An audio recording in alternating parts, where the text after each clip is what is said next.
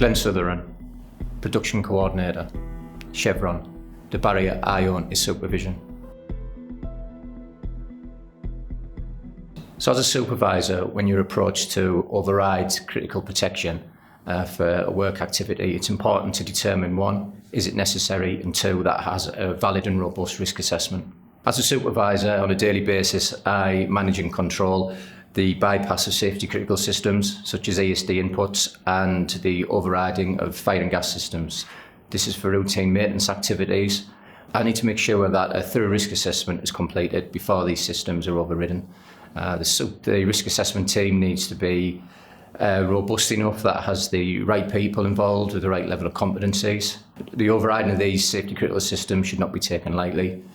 If that bypass is to be left any longer than just a shift basis, then I need to ensure that we discuss it with the technical authority, make sure the right people involved to ensure that there's enough other elements of the critical systems in place to ensure that these systems are still robust enough and in place, and also that when our fixed fire and gas systems are overridden for any periods, that could be due to faulty gas detection or that could be just for routine maintenance, that we have sufficient other barriers in place to ensure that in the event of an incident, that all critical systems are not impaired and they're robust enough to deal with any incident.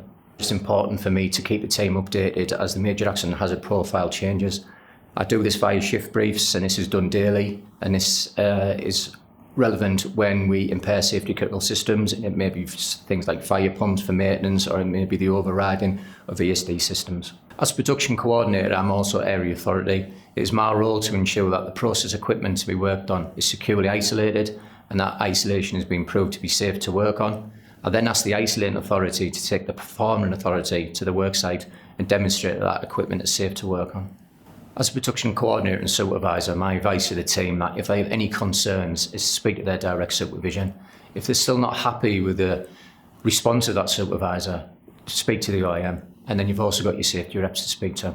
And always remember, they can always use stop work authority.